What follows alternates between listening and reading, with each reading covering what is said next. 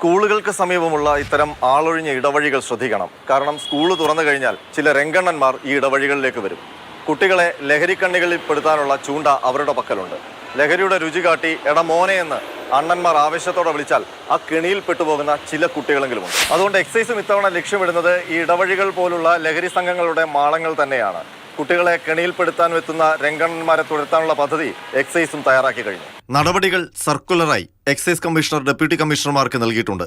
School പരിസരത്തെ ഇടവഴികൾ, ഒഴിഞ്ഞ കെട്ടിടങ്ങൾ, മറഞ്ഞിരിക്കാൻ പറ്റിയ ഇടങ്ങൾ, കുറ്റിക്കാടുകൾ എന്നിവ ഉദ്യോഗസ്ഥർ നേരിട്ടെത്തി പരിശോധിക്കണം.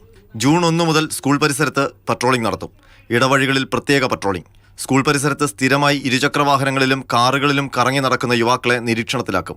അവരുടെ വിവരങ്ങൾ ശേഖരിക്കും. സ്കൂൾ സമയത്ത് യൂണിഫോമിൽ പുറത്ത് കറങ്ങി നടക്കുന്ന വിദ്യാർത്ഥികളെ കണ്ടെത്തി സ്കൂളിൽ അറിയിക്കും. അനധികൃതമായി ആരെങ്കിലും സ്കൂളുകളിൽ പ്രവേശിക്കുന്നുണ്ടോ എന്ന് പരിശോധിക്കും.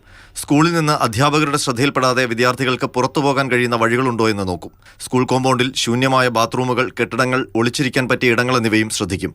ശ്രദ്ധയിൽപ്പെട്ടാൽ പരിഹരിക്കാൻ സ്കൂൾ അധികൃതർക്ക് നിർദ്ദേശം നൽകും. വിദ്യാർത്ഥികൾ ലഹരി ഉപയോഗിച്ചാൽ അധ്യാപകർ എക്സൈസിനെ അറിയിക്കണം. സ്കൂൾ പരിസരത്തെ കടകളിൽ ലഹരി വിൽപ്പനയില്ലെന്ന് ഉറപ്പുവരുത്തും. കഴിഞ്ഞ വർഷം ബോധവൽക്കരണം അടക്കം നടത്തിയിരുന്നു. പക്ഷേ അതുകൊണ്ട് പ്രയോജനമുണ്ടായിരുന്നോ എന്ന് ചോദിച്ചാൽ സംശയമാണ്. കാരണം ലഹരിക്കണിയിൽപ്പെടുന്ന കൗമാരക്കാരുടെ എണ്ണം കൂടി വരികയാണ്. കഴിഞ്ഞ 2 വർഷത്തിനിടെ 3933 കുട്ടികളാണ് ലഹരി വിമുക്തിക്കായി ചികിത്സ തേടിയെത്തിയത്. അതിൽ 20% കുട്ടികൾ ലഹരിയിൽ നിന്ന് മുക്തരായിട്ടില്ല. സ്ഥിരമായി ലഹരി ഇടപാടുകൾ നടക്കുന്ന 1140 സ്കൂളുകൾ തിരിച്ചറിഞ്ഞിട്ടുണ്ട്. സ്കൂൾ വിദ്യാർത്ഥികളെ ലഹരിക്കടിമയാക്കുന്നത് മാത്രമല്ല വിപത്ത്, ഇവരെ കാരിയർമാരാക്കുന്നതും പതിവാണ്. എന്നാൽ ഇത്തരം കുട്ടികളെ കണ്ടെത്താൻ സംവിധാനമില്ല. അങ്ങനെ വരുമ്പോൾ ചില കാര്യങ്ങൾ ശ്രദ്ധിക്കാൻ രക്ഷിതാക്കൾ കൂടി തയ്യാറാകണം. കുട്ടികളുടെ പെരുമാറ്റത്തിൽ എന്തെങ്കിലും പ്രശ്നങ്ങളുണ്ടോ? അവരുടെ കൂട്ടുകെട്ടുകൾ ആരൊക്കെയാണ്? അവരെങ്ങോട്ടൊക്കെയാണ് പോകുന്നത്? അങ്ങനെ ചില കാര്യങ്ങൾ ശ്രദ്ധിച്ചാൽ കുട്ടികൾ ലഹരിക്കണിയിൽ പെടുന്നത് ഒഴിവാക്കാൻ കഴിയും.